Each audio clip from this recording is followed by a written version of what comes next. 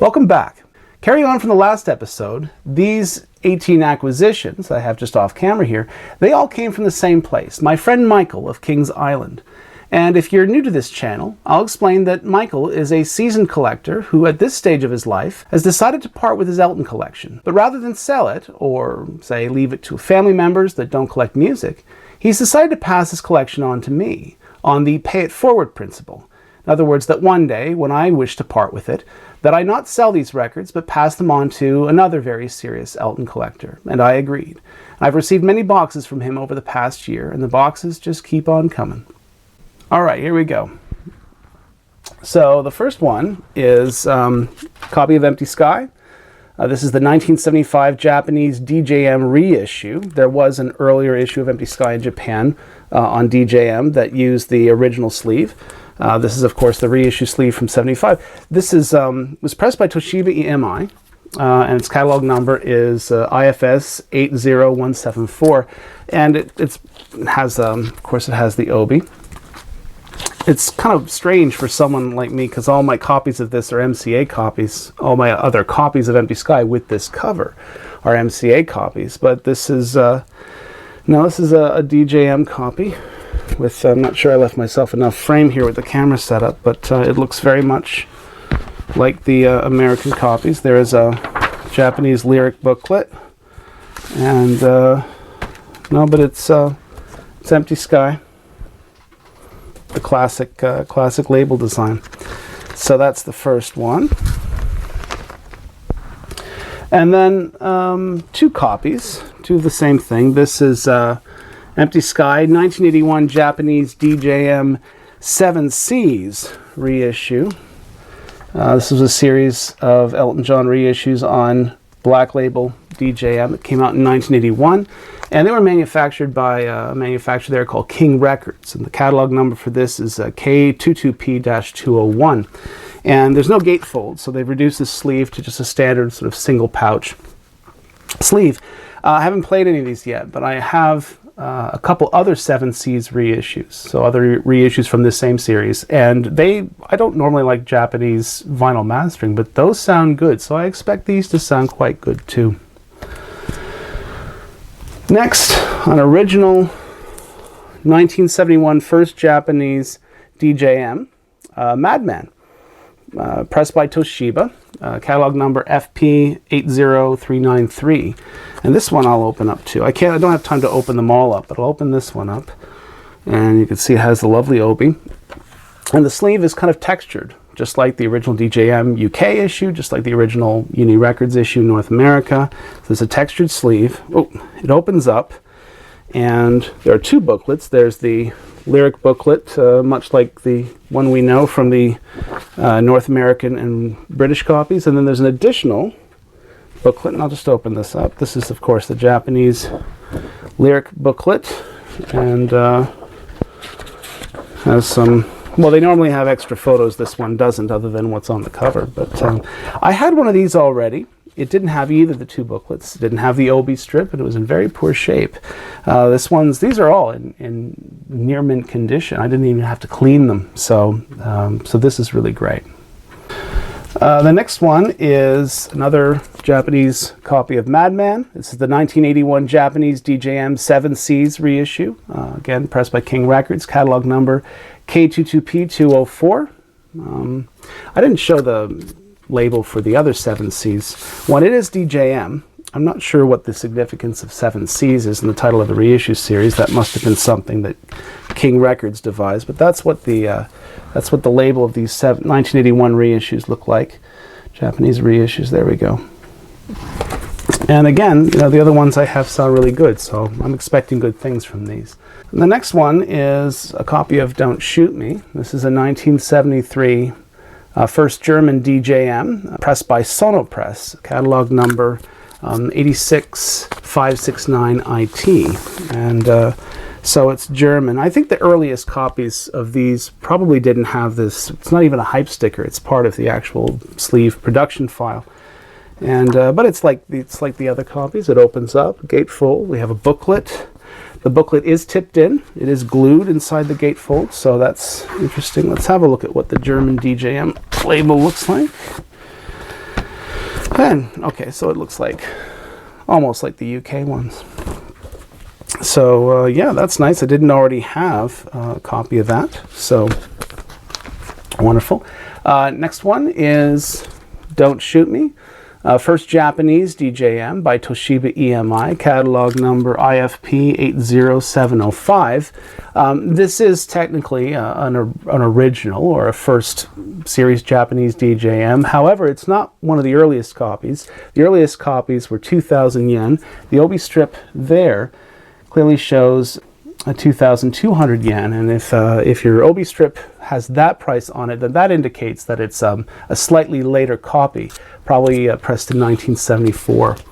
I won't take it out. It's basically like the UK copies. It has the booklet in the middle. I love the obi strip for that one. Just love the graphic there. So that's Don't Shoot Me. The next couple are copies of Goodbye Yellow Brick Road. this one is the 1973 first Japanese DJM by Toshiba EMI, catalog number IFP 93105B. Some people have questioned, who cares about obi strips, and the truth is, well, they're part of the Japanese issue's original artwork concept, and often they have, some of the reissues later on, the obi strips really have nothing to do with the artwork or the culture of the album as it was originally released. Anyway, this original Japanese has a trifold sleeve, exactly like the UK and North American copies. According to Discogs, this original Japanese issue would have come, or some copies shipped, with a poster inside. This one doesn't have a poster, but it seems to be otherwise. Everything seems to be here, meaning there is an additional Japanese lyric booklet. It's quite large. It's about 11 inches by 11 inches and has additional, and it's not staple bound. The middle portion comes out. It's basically, you get some additional photos. So it's, and it's kind of on a green. It's called Goodbye Yellow Brick Road, but it's on a green tinted paper stock. Anyway. This is nice copy, and again, very, very good shape. The other copy of Goodbye Yellow Brick Road in the recent Michael box is this, and I've learned to be able to pick out this edition from an auction listing very easily because it has that DJM logo and stereo indicator in the top left-hand corner there. And this is the 1980 Portuguese reissue. That was pressed by Movie Play Portugal, catalog number MM77001. And I won't take the records out. It's basically a trifold sleeve, but it has the yellow DJM label, black text and graphics on a yellow paper background, much like the late 70s UK DJMs. I already had one of these. This is in much better shape than the one I had, so I'm really happy about that. The next two are two copies of the same thing. And they are the first Japanese DJM copies of Rock of the Westies. They were pressed by Toshiba EMI, catalog number IFS 80375. And I think one is in slightly better condition than the other. That's probably why Michael had two originally. So he kind of went up the ladder, so to speak. Let's see if this one has the lyric insert.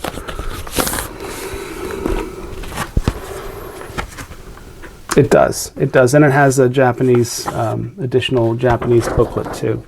Single, well, not a booklet, but a single Japanese lyric insert as well. So that would probably explain why Michael had two copies. One was complete, one wasn't. He probably got the complete one later on. All right, next one is another Japanese Westies, only it is. This is the 1981 Japanese DJM 7Cs reissue by King Records, catalog number 22P-211. And yeah, next one is an original, I believe it's an early copy, 1976 first Japanese rocket, Blue Moves, pressed by Toshiba EMI, IVS 67105-06. And I think this one does come, I'm sure it comes with an additional Japanese lyric booklet, but this one was so difficult to get in and out of the clear sleeve that I'm apprehensive to remove it. I already had a copy of this, but this one was in much better shape, especially the LPs. They're much cleaner and scratch-free, so I'm very happy to kind of upgrade my Japanese Blue moves. Also in the box was this MCA 1976 USMCA Rocket Hybrid, pressed by MCA Pinckneyville, catalog number 2-11004. Now, I already had a USMCA Pinckneyville. This one's in slightly better condition, but what's interesting, when I picked it up out of the box, okay, the weight, I just had a feeling it'd be a Pinckneyville, because I have a Gloversville, and the discs in the Gloversville pressing are quite thin, whereas my Pinckneyville pressing, the first of the two LPs, was quite thick. The record's thick and it has that sort of bumpy lip. If there's a technical term for it, I don't know what it is. But it was the first record only. The second record was kind of thin and much lighter, much like the Gloversville pressing, but it was a Pinckneyville. Both discs were Pinckneyville. This one, both discs are Pinckneyville discs, and they're quite thick, and they have that kind of lip. Now, does that make any difference to the sound quality? I seriously doubt it. But it is nice to have a Pinckneyville with both records have that kind of heft to them. Okay, we're going from the 70s now into the 80s. And this is another one I already had another copy of, but this one's in much better shape. It is a 1982 Japanese Rocket by Japanese Phonogram, catalog number 25PP-49, and it has the gatefold sleeve. I've shown you a gatefold sleeve copy of Jump Up in previous videos, so I won't take this one out. But it's like many original Japanese pressings done by Japanese Phonogram of Elton, 80s Elton albums on vinyl. This one was pressed on JVC Super Vinyl, so that's really nice, really cool.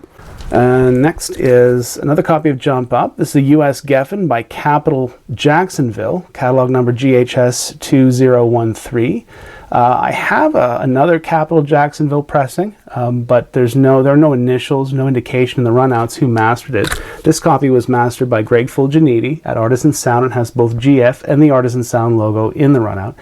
And it was pressed at Capital Jacksonville at a time when they were using Quiax, or a Quiax-like vinyl compound, because it's slightly translucent. When I hold it up to a strong light, I can see through it. So I would say this is not a 1982 copy. This is probably a 1984, somewhere between 84 and 86 copy of Jump Up. Second last one is an original 1984 Japanese Rocket, Breaking Hearts, pressed by Japanese Phonogram, catalog number 25PP-130. I said PP. 25PP-130, and like the original Jump Up, it's on JVC Super Vinyl. I already had one of these two, but this one is, again, it's in much better shape. So very happy to upgrade my copies of those. And this is the last one. This is a copy of Breaking Hearts, an American copy. So US Geffen, pressed by Specialty Records in Pennsylvania. I have many other US copies of Breaking Hearts, but I did not have a Specialty Records pressing. Catalog number GHS 24031. And the plating was done by Sheffield Labs, and so I expect it to be half decent. To be honest with you, I haven't been all that impressed with specialty pressings in the past, but if the metal work was done by Sheffield Labs, then it's going to be at least half decent. And that's it for now. Thank you again, as always, to Michael. And thanks to you for watching. Please click like and consider subscribing to my channel if you haven't already. Many thanks to those who've already subscribed. I value your ongoing viewership and support. Lots more coming. Next weekend is Record Store Day. Don't forget Elton's Live at the Rainbow release will be part of that. And I'll be sharing my copy of that with you as soon as I get it. Goodbye for now.